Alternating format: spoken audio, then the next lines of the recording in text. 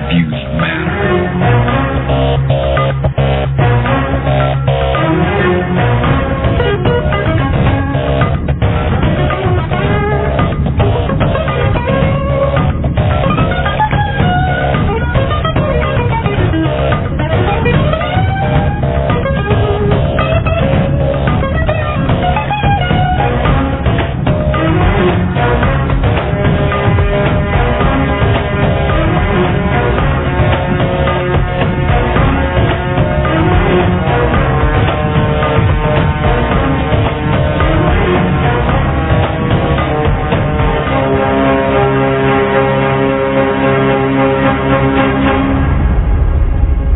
Hello everybody, Assalamualaikum, Sastikan, Namaskar to all the listeners. This is Attorney Sharper Ali for the Sharper Ali Law Show, and today I have Michael on the line with me.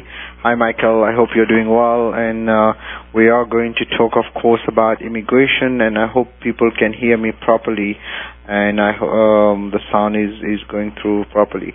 And of course you can listen online, and I know I have a lot of online listeners, so I say special hi to all the people, not only in America but all around the world.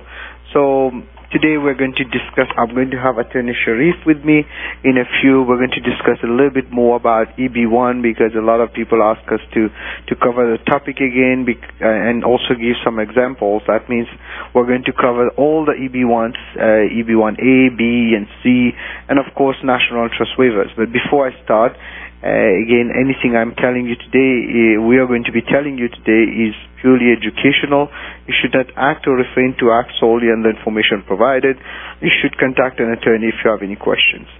So far, right now, a lot of things are happening in immigration. Of course, the biggest issue of people are getting worried about the H-1B, and they want to know when they will be what is going to happen, because the rule have changed. How do they apply? Well, so far they have not given us instructions to change anything in terms of the procedure. Although the procedure has been changed kind of in the law, they have not given us instructions. So that means we are going to go ahead and assume that we're still using the old system. And that's what you should do. Get ready for that. And if there's any changes, we will keep you informed. And I have not double-checked myself, so hopefully they have not changing it while I'm checking that. So now we're going to talk a little bit also about the H-4EAD, because a lot of people are getting a little bit worried what's going to happen in the H-4EAD. Well, as you know, the H-4EAD now is in the process of being taken away, I should call it. And that's really kind of unfair, because so many people fought for that, including myself. And we finally got it passed in 2015, and now suddenly they want to take it out. But at the end of the day, we are hoping that they will not be able to take it completely out, and for those who already have it, they will allow them to keep it until the date expires. But we don't have enough information to tell you what will happen next. So we'll have to wait and see. Probably in the next 45 days we will know what's going on. Public comments are going to start, so make sure you make your comments at the right place. So I'm going to take one caller, but I cannot take many callers today because I'll have Sharif with me. So let me take one caller, Michael, and we will move.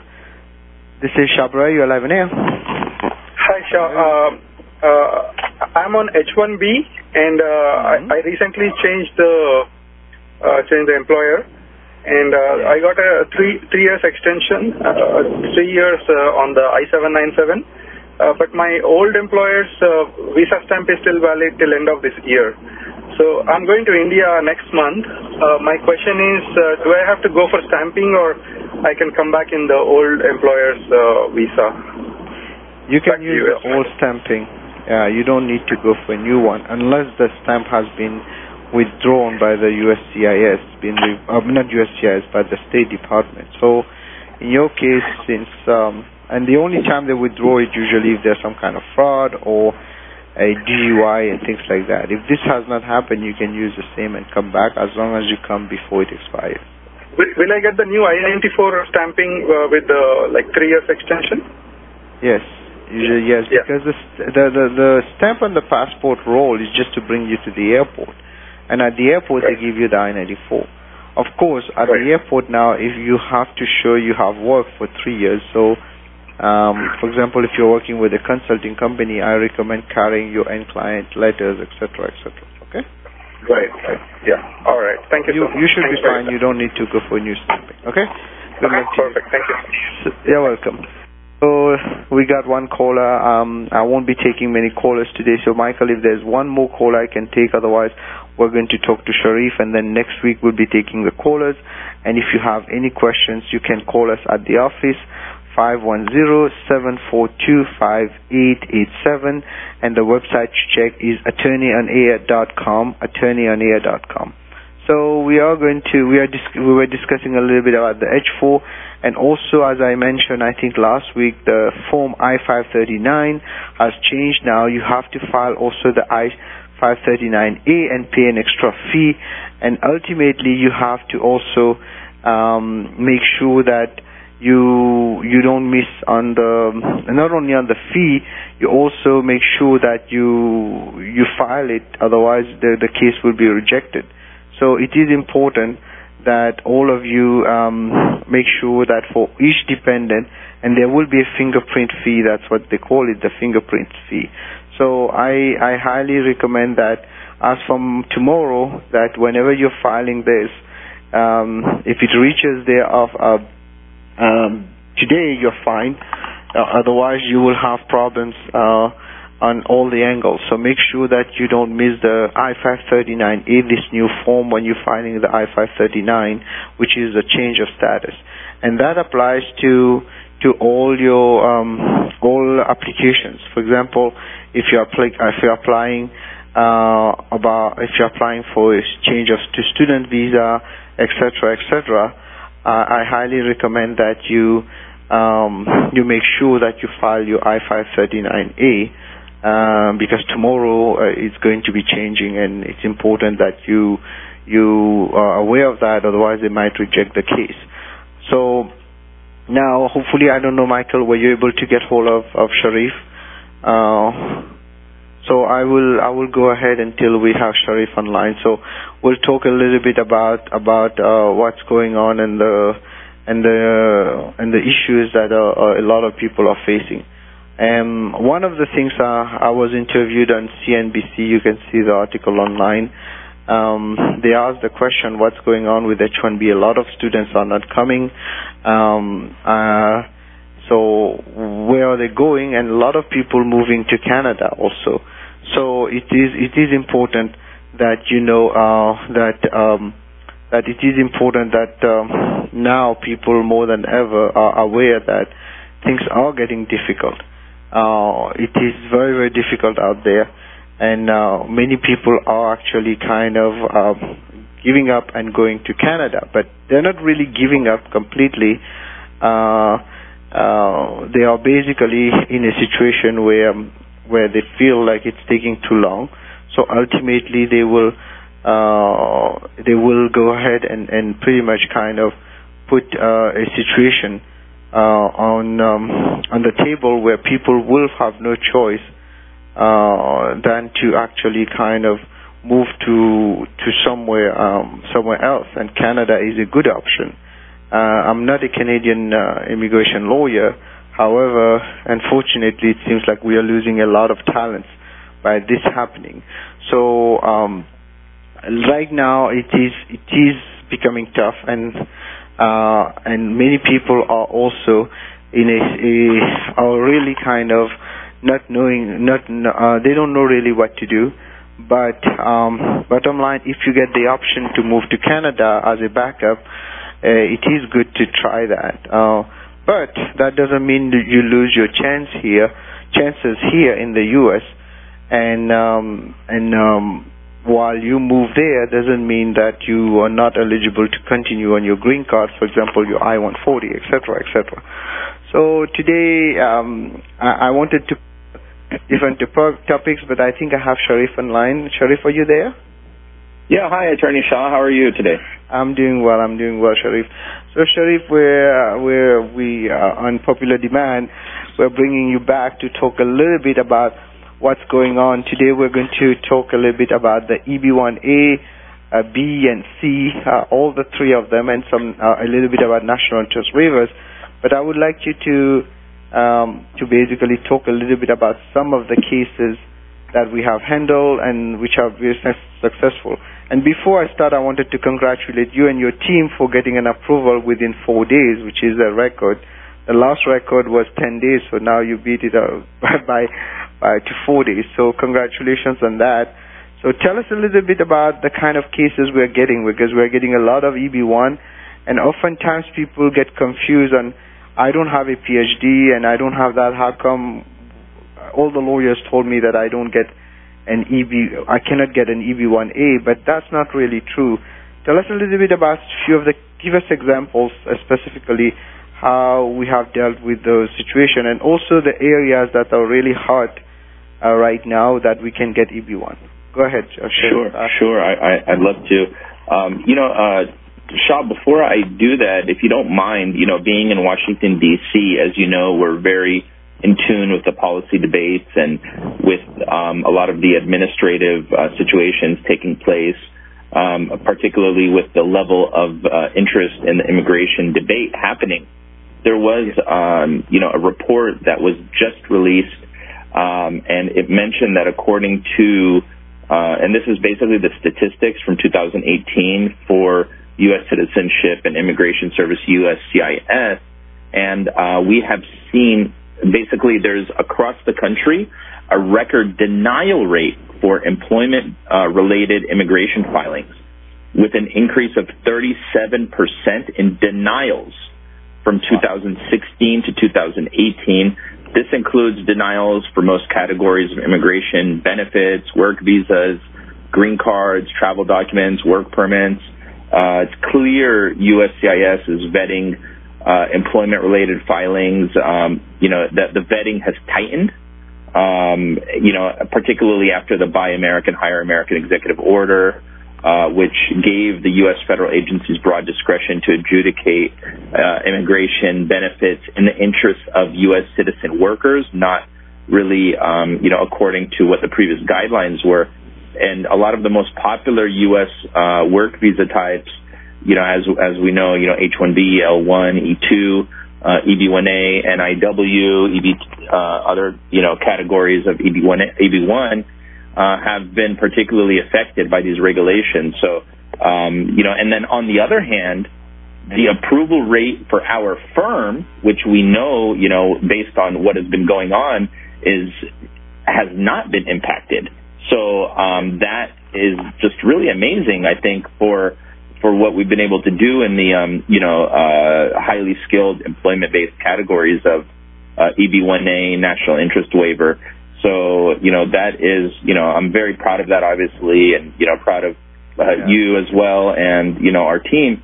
So it's worth mentioning. I think a lot of this has to do with other attorneys not necessarily changing their approach in light of the new adjudication methods that we know are happening. So now that we have statistics behind what is going on, and that there's a 37% increase in denials across the country, yet we are basically at strongest approval rating that we've had in quite a while.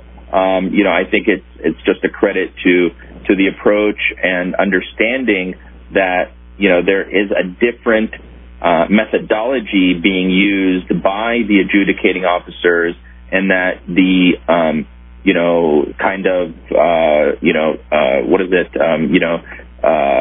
one size fits all approach of some of these massive conveyor belt approaches do not work for our clients. If it's easy to accept 1,000 different cases and put them all through a one-size-fits-all approach and pump them out, and then maybe you're lucky if some of them get approved, and then those guys are happy, and then 90% of people are getting denied.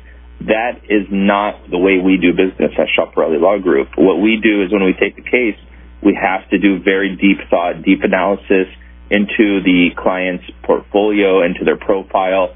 We have to really craft something that is specific to their particular field, to their particular interest, and really work through and find what is going to work. So, I mean, now we've been saying this all along. Even if you go back to some of our videos and discussions we had before the Trump administration took office, we knew that changes were coming, and we said specifically that, you know, there is an opportunity for highly skilled workers if you craft the petition properly. So I happen to be following these things very, very closely from Washington, D.C. I know who they're appointing in these administrative positions, what, you know, think tanks they're coming from. So, you know, sometimes you have to serve up, or, you know, they say in America, you know, you dance according to the music being played. So even though we don't like the music being played, we still have to dance and make sure that our clients' interests are being taken care of. Because ultimately, when they hire us, even though we might disagree with the government's policies, we have to make sure that our clients' interests come first and that they're able to get what they need to benefit themselves, their families, you know, the economy, their you know, companies. So just as a kind of side note, sorry to go off on a tangent, but I thought that was very important to share with you because I just learned about it this morning. The statistics were just released. Definitely, and it's good you brought that up, Sharif, because before even it started, we had kind of started to reinvent ourselves, and that's why I think now you're telling me about the 37%, and we don't even come close to any of that in terms of denials, and actually most of our cases are getting approved. The reason is like we have shifted the gear differently and took different approaches, and I'm very proud to say that in your case it's pretty much, we're not supposed to give percentage, but it's very, very, very, very high, almost a full success in all your cases, and I'm very, very proud of the team of DC. Actually, we are proud of all the team here in Newark, in San Francisco, everybody, but at the same time, we are seeing difficulties. That's something that we have to reckon with. And just to let people know, by the way, ladies and gentlemen, Attorney Sharif is in our Washington, D.C. office, and he's calling us from there, and he handles most all the cases relating to EB1, L1, O visa, etc. And the fact that he's in D.C. really kind of helps us a lot to follow what is going on out there in the Capitol. So this is very, very important that people understand that it's not only the law, it's a lot of politics involved, and we have to basically mend ourselves to meet the requirements and the needs of our clients, although we have to put a lot of more hours. In fact, a lot of clients sometimes complain, why you're taking so long. Is the reason we have to is because we cannot really cut and paste those cases. Every case is becoming so unique that even sometimes we put a lot of hours, we are seeing RFEs and things like that. But luckily with you, we are not getting that many there. But when it comes to H-1Bs, etc., you need to be careful. And so far, I'm very, very proud to say that a lot of people are really happy with our work. Of course, we are not perfect. Nobody's perfect. But we try our best to deliver. And that's very, very important. And I wanted to, again, congratulate you for that, Sharif. So tell us a little bit, Sharif, about a few of the last cases, of course, without giving too much details. But in general, the kind of cases where we're getting approvals and what we can do, especially people get confused. They think they have to have a PhD, etc., which is not really true.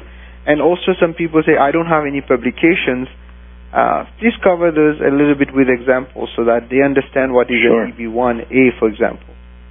Absolutely. You know, I think that it's good to look at specific examples, and, you know, I'm going to speak in general terms because we obviously have a duty to protect, you know, confidentiality, and so I'm not going to get too specific, but broadly, I can say that, you know, I'll take the first example of a recent case, and this person was a product manager.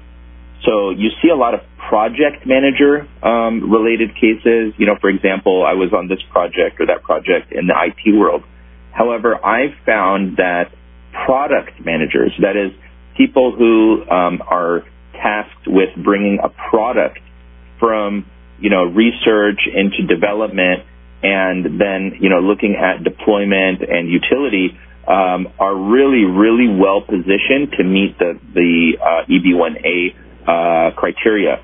First off, this is, again, about a policy argument. When we're looking at how the things are shifting or changing, one of the, I think the old ways of doing things not working is because now what you really have to do is you have to craft an argument, a message that discusses how this individual's continuing presence in the United States is going to prospectively benefit the U.S. How is this individual going to benefit the U.S. economy, technology, consumers, etc.? So when you're talking about a product manager, it's an individual who has developed something that has utility, something that has been deployed. This really, really is strong in terms of the prospective benefit, but I'll tell you where else it's strong. When we look at the sustained acclaim criteria, one of the most important, I would say, argue the two most important sustained acclaim criteria are that the individual works in a critical role for an organization that has a distinguished reputation, and also that the individual has an original contribution of major significance to the field of endeavor. So with someone who's a product manager, there's so much overlap in these two criteria that you almost hit two birds with one stone. Meaning if you work for an organization that has a distinguished reputation, or we can make the case that the organization has a distinguished reputation, and in your role with that organization, you're developing product. That product, while it is, the task of that particular distinguished organization they have given you, is also an original work that you're doing, so you're going to get credit for that. And if we could demonstrate that it's been utilized, has utility, because then you have to look at, is it of major significance to the field? Well, how do we determine if something is of major significance to the field? We do so by finding whether or not other people throughout the field have benefited. And that, I think, can be done very well with product managers. So I would encourage folks who are working in a product management arena, and they're, successful in that regard, they're earning decent money, high salary, think about it. You can get two birds with one stone on critical role and original contribution of major significance. Then we're adding in high salary. We're looking at, have you reviewed the work of others? Do you have memberships? And then you have your sustained acclaim criteria worked out. Then you really have to go with the policy argument. And that is where, someone like me comes into play. As far as making policy arguments, I don't want to be overly praising myself or boisterous or anything, but honestly, I really think that I know very, very well, and I'm very in tune and very plugged in with what policy arguments work with what professions. And with all due respect to my colleagues, I have not, because I do get a lot of, feedback through individuals who come to me with their RFEs that have been submitted by their attorneys. So I do, and I've read almost every case that has come from the, Board of Immigration Appeals. I don't think those policy arguments are being made effectively, and when we make the effective policy arguments around the prospective benefit to the U.S. and you combine it with a very solid, sustained acclaim argument that meets the plain language meaning of all the criteria, then you're absolutely going to be in very solid shape. So that is Sharif, definitely something that we could do. Let's rewind a little bit for our listeners, Sure. just to let them know we are talking about EB1 here, and if you need help, please give us a call, 510-742-5887. You can reach us. And let us talk a little bit. You're talking about policy argument. Can you tell us what do you mean in simple terms? Because many people might not really catch when they're talking about policy argument. And if you could explain in simple terms, and then I can explain to you what is that approach is basically going back to the roots of the law, and the intent of the law. So explain that in simple terms so that we can have a bigger understanding what you're talking about here. Sure. So I think a lot of folks have the approach when they're looking at EB1A to say, look, here's who I am. Here's, how I meet the criteria. There's a lot of I have publications. I have this. I have that. That is not really what the government is looking for. What the government is looking for is, what are you going to do to benefit the United States? America first. Buy America, American workers. That is what they want. So when we're talking about a policy argument, we're talking about the reason why this is important for the U.S. national interest. How is it intrinsically or naturally benefit to the United States for an individual who is an expert in a specific kind of product that they're creating to remain in the United States? How is this individual and his talent or her talent going to bring future benefit to the U.S.? So basically, in simple terms, Attorney Shah, the policy argument is about what is in it for the U.S. Remember what John F. Kennedy said, ask not what your country can do for you, ask what you can do for your country. Exactly, and that's exactly what the national interest waiver is, and even some of the EB1. And I think, ladies and gentlemen, here, for those who just joined us, I'm in conversation with Attorney Sharif Silmi, who handles the Sharper Law Group in Washington D.C. and he handles mostly. He's the managing attorney when it comes to all the EB1s, L1s, and that's why you're seeing such a huge success rate. And just to let people know, Sharif, the idea when you entered this field is you had this open mind completely, and you filled it in with your own way of thinking. Because I used to think the mainstream way, and you being in the picture has changed my view, and it did work, and I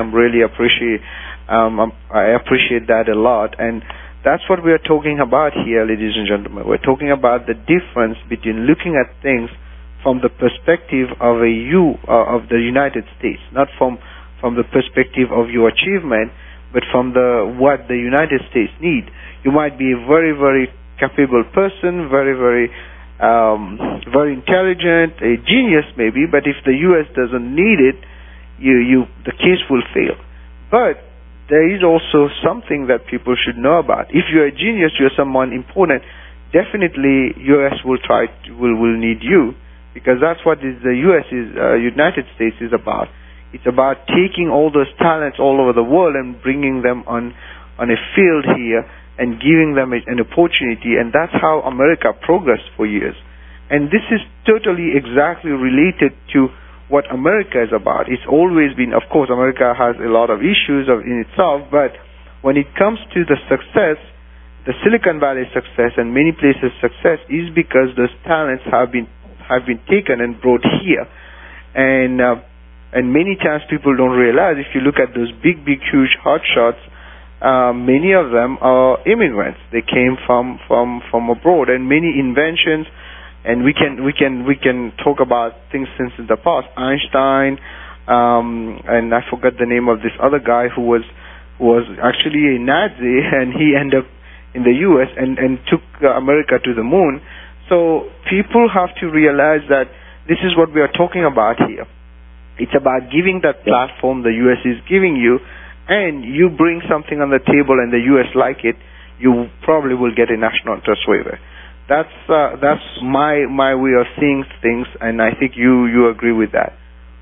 Absolutely, and particularly for my friends who come from India, I think that there is a wealth of talent and ingenuity there. A lot of folks tend to underestimate themselves, Attorney Shah, and that is something that is unfortunate, and probably why they need, frankly, someone like us to polish off their qualification and achievements and present them in such a way, because I have folks who work at the very, very top levels of technology and the biggest Silicon Valley companies and elsewhere, who are so committed and busy with their existing roles that they will never have the time or energy to invest in their own, status. I mean, they're just sitting there on H-1B making, $250,000 and working, unbelievably mad, waking up, eating, drinking, sleeping for their companies and never taking time to think about themselves. So those people, you don't have time or energy or ability to even ponder these things. You really, really need to contact us and make sure that we're giving you an evaluation and putting you through, because ultimately, look, you're investing your entire life here. You don't want to look back 7, 8, 10 years from now and say, okay, great, I made some money along the way. I lived a nice, suburban life in America for the past decade. My kids are playing soccer and baseball and all these things, but I have no damn legal status in this country. That's not fair. You owe it to yourself to pursue these things. I'm sorry, I get a little bit passionate about it, but it's really unfair to themselves for what they're doing. So I would definitely encourage people to look into the situation, speak with a qualified attorney that knows how to handle this and make a case for you, because you at least owe it to yourself and your family to make sure that you're not, missing out on an opportunity. You don't want to look, down the backwards, years from now and say, what if? That's not in your interest. I mean, there's so many people who've changed their life completely, turned things around, whether they've spoke with 10 or 11 attorneys before they contacted us. All of them said, no way. And then I say, yes way. And then 6 months later, they have a green card in their hand. So, that's what we're doing here. That I wanted to congratulate you again on that, because many times they call us, and when I tell them myself, hey, this is possible, they're kind of skeptical, because they think, okay, how come he's saying that, or he just wants to make the money. So I explained to them the difference, that the way we take the approach compared to other attorneys. And this is where it's amazing. It's where talent comes in. Just like they have talents, you have the talent to basically write those things in a different way. The same ingredients that if someone else will take it, they might fail. It's just like a good cook, right? If you can have any cook cooking something, maybe it will be eatable, but it will not be tasty as a famous cook where people are paying thousands of dollars just to go to their restaurant. And this is the difference. And people, unfortunately, sometimes I have people saying, oh, it's not possible. Those big hotshot attorneys told me I can't do it. Well, the truth is that we are kind of hotshot attorneys too at this point, and not to say anything bad, but the truth is, it's not about hotshot, it's about the talent itself. Just like those people have talents, we each have our talent, and your talent is really kind of using those ingredients and making that food, mixing the right spices, and basically then it tastes good. You can have a great, people will go some places just to eat a special, I don't know, a chicken tikka masala, a biryani, or a sushi, and they will pay a lot of money because it's the cook, it's the way it's cooked there. And that's why you see some restaurants doing well, others don't do well. The same thing happens when it comes to those cases. It's that plus that we add to it using the same ingredients. And another thing that I really appreciate is that when you do those RFE questioning, what we call RFE questioning, what Sharif does, he will take the case after while we are working on it and putting it together, he will put himself in the shoes of the adjudicator, the person who is going to look at the case, and then he's going to ask the possible question, and every time we get it exactly, and sometimes people get surprised how we know it, but it's experience, right? So this is where he will go away to say, you're going to get this question and this question and this question. We might as well answer it at the outset instead of waiting, and that, not only that helps with no RFE, and that also helps the adjudicator to give you an approval. And it does work, and so far, I think we barely get RFEs on your cases. So people should understand that it is important to do those reviews, and that's why our cases take a little bit longer, but it's like we say, patient can be sour, but its fruit is sweet. So you guys have to be patient with us and work with us, And if you need help, 510-742-5887, and we'll be glad to help you with your cases. So, if it's okay, can I share? Go ahead. Yeah, go ahead. I was going to share just another example of success, case situation and how this relates to policy.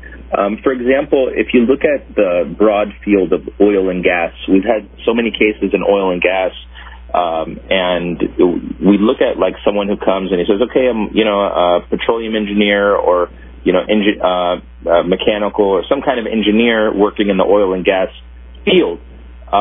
So then we look at what is the policy that we're going to argue in terms of positioning this person. Because if I'm going to argue that you're among the very best petroleum engineers in the country, it's going to be a very difficult case to make, because you could look up the labor statistics and find that there's, tens and tens of thousands of petroleum engineers in the country. So we want to look at a very specific subfield that the person will qualify under and find the policy. For example, there are now emerging technologies where a lot of folks are capturing carbon emissions and using the carbon emissions, repurposing the carbon, CO2, to basically use that to extract oil. So they use, rather than using like water pressure, different kind of pressure, they use that carbon pressure. So this became a very specialized field. And, so that's a policy that interest for the United States. And not only, you might think like, that might be an environmentalist approach and the government's not that much interested, they're more interested in industry. However, you have to understand capturing carbon emission and repurposing it is something that is of interest to industry, to, organizations like Chevron, Exxon, all these major oil and gas companies, pollution emitters, are really, really interested in carbon capture. And then when you have an individual who's an expert not only in carbon capture, but repurposing carbon to give it utility and extracting more, gas, etc., that is really like a very special, narrow field, and there are not that many, people who are going to be experts at it. So that is just for example or illustration purposes of how a person's profession could translate into a significant policy interest for the U.S. So when we talk about policy, we're talking about interests. So what is the U.S. interest? Exactly, and you brought a very, very important point, and I really like this point, and because I'm very much someone who loves the environment, and this is something major. As much as people think the Trump administration might be against the environment, the people working there in the industry itself, private companies, they are looking at ways to make money, and if saving the environment makes them make money, they will go for it. And if someone brings something which is unique, it's recycling basically CO2, which do two things. Ultimately, they will catch it. And just like the solar energy, a lot of people talk about coal and everything, but solar energy is so cheap that many companies will prefer to use that. So that's where basically the cost-benefit analysis come into play, and people have to really consider that. And again, if you need help on any of those petitions, whatever immigration anyway, you can call 510-742-5887 and the website to check attorneyonair.com. Sharif, I wanted to ask you a question. We have covered a lot of times EB-1A, but there's also the EB-1B, but unfortunately EB-1B requires an employer. But it's a lesser threshold for scientists, outstanding scientists and researchers. I wanted you to cover a little bit this topic. I know we don't do many of them. We focus mostly on EB-1A because most people qualifying on EB-1B, if we see a chance on EB-1A, they don't want to go and bother their employer. So tell us a little bit about that, and then we'll cover a little bit EB-1C. I think we have another 15 minutes to go, Michael. 15 or 12 minutes to go. So let's take one by one and cover those topics, please. Sure. So the first thing that folks need to understand about EB-1B is that unlike EB-1A, self-petition is not allowed. So a U.S. employer must file the petition. That obviously will make it a little bit more challenging, but as you have, alluded to, that also makes the adjudication less scrutiny in the adjudication process and, more likely for someone who may not rise to the level of an EB-1A to qualify. Now, EB-1B, one thing that we should note also is that it is designed specifically for researchers, right, or tenure-track professors, teaching positions. So when we look at some of the risks, and I would say common, frequently asked questions, is, look, I work in research and development. Can I still qualify for EB-1B? I would actually say, maybe, Shaw, you have a different perspective on this. I would say that is probably too risky, and that you should position yourself as really a research position that is comparable to what a person who's like doing a postdoctoral research work at a university is doing.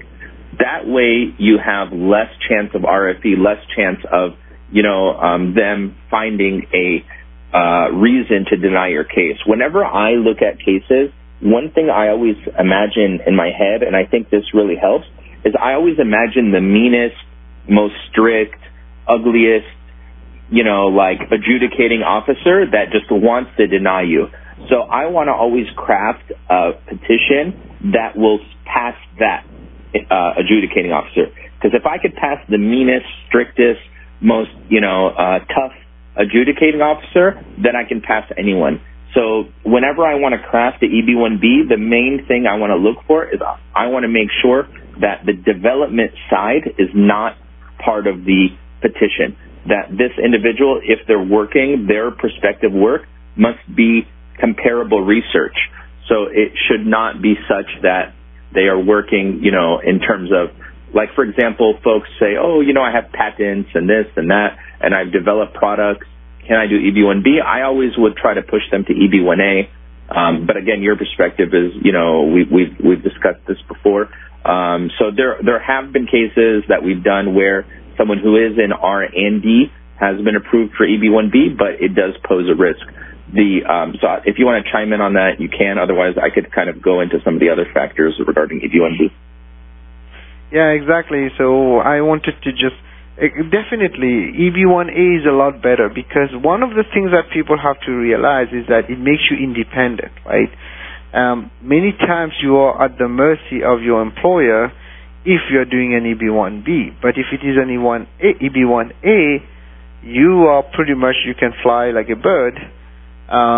So it is important to look into that. I'm not very keen to encourage EB-1B. Even though I see someone coming for EB-1B, I try to look into EB-1A just like you do.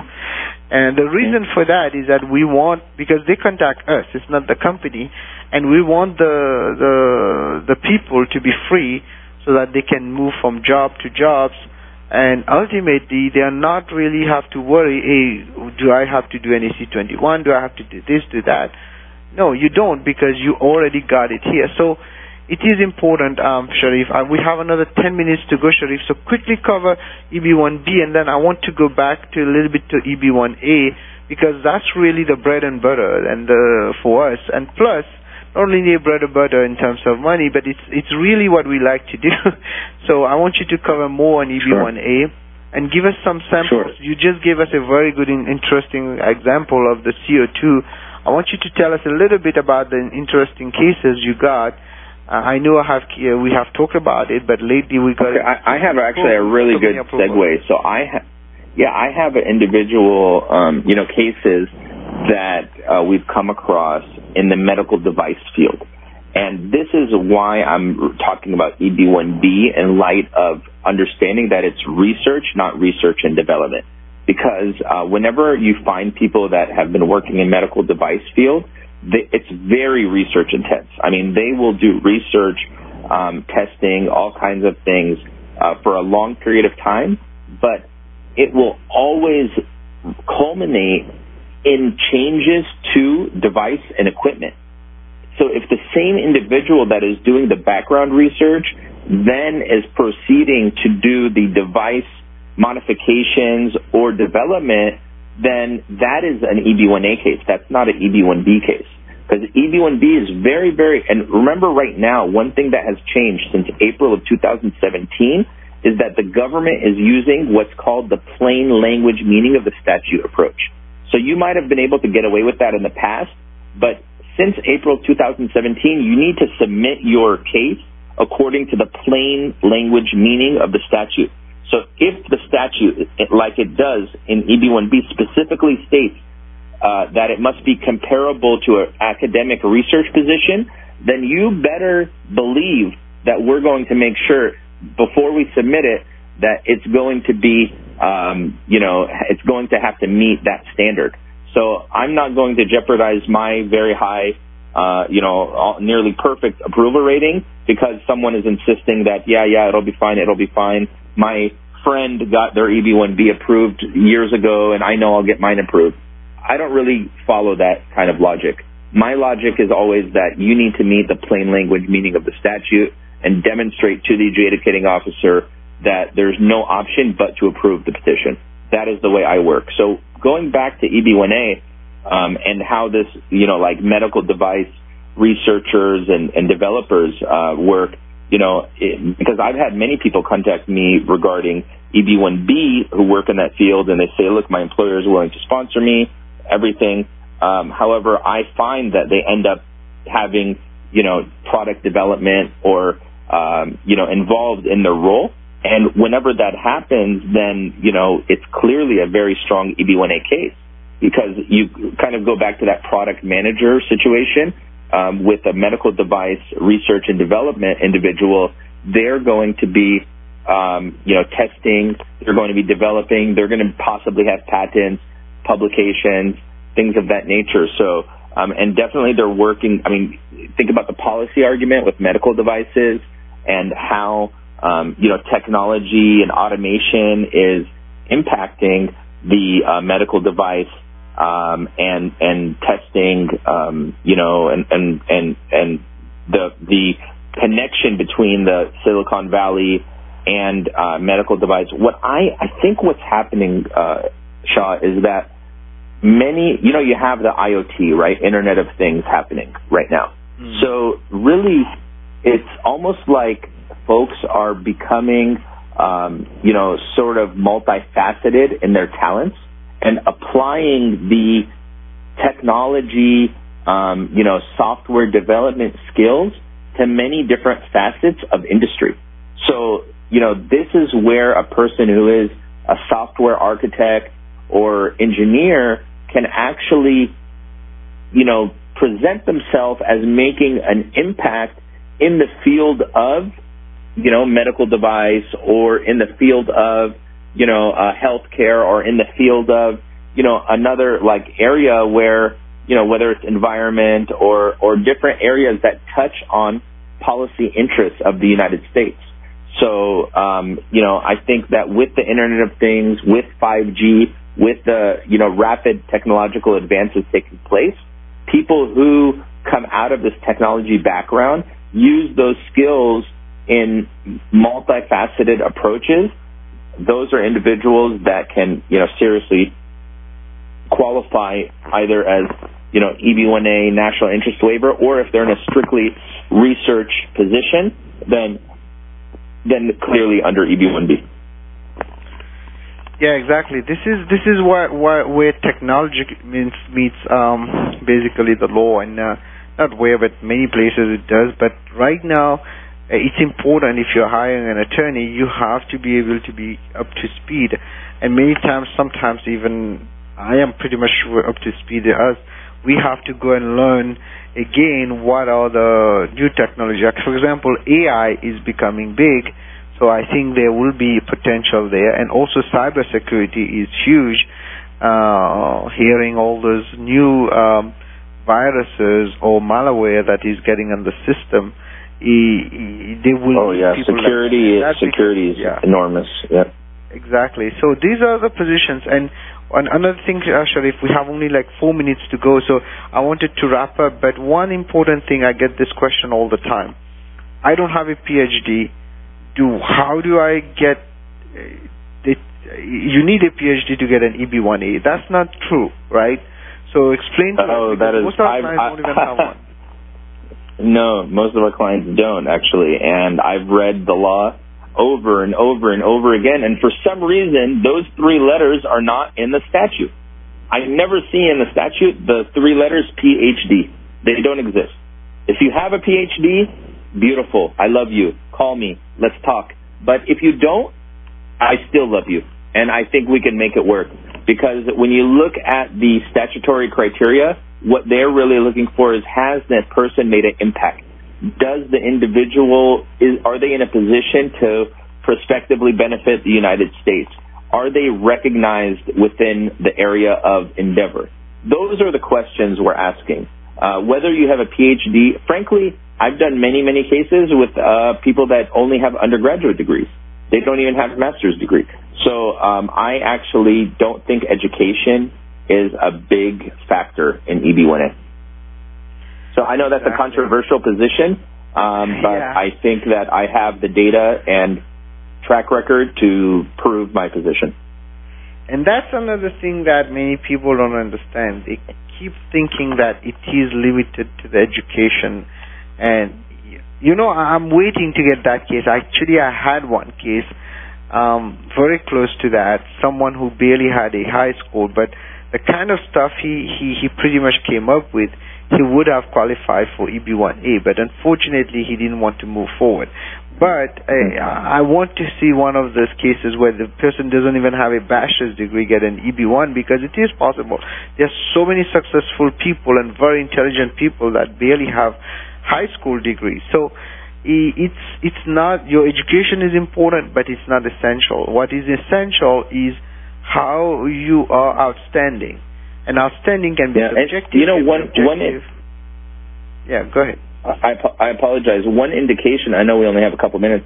I was going to mention one indication of how education is not that much of an important factor is a lot of folks think that the awards criteria, if you look at sustain the claim, one of the factors that the government looks at is whether the individual has lesser national or international awards. Lesser meaning it doesn't need to be like a Nobel Prize or Academy Award. It could be a lesser national or international award. The awards given to someone for their studies, like you're awarded a fellowship or you're awarded a scholarship or you're awarded a best student in the university, that is irrelevant to EB1A. They won't even look at it. Exactly. And Sharif, thank you so much, Sharif. Michael is giving me the sign that we are done with the show. So I wanted to thank you all, and for all who need help, 510-742-5887. Thank you, Sharif. And Sharif will be handling all the cases from Washington. And if you need any help, please give us a call and check our website, attorneyonair.com. Also, subscribe to our YouTube channel, youtube.com/SharifLaw. We will upload this podcast on this soon. And thank you, Michael. Anything we told you today is for educational purposes only. You should not act or refrain to act solely on the information provided. You should contact an attorney if you have. One last word. We have 10 seconds to go.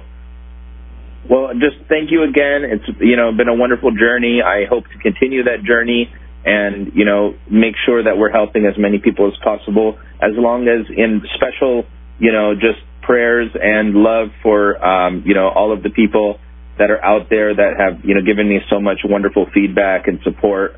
I really appreciate everyone, and we'll continue to work hard to hopefully make their lives better.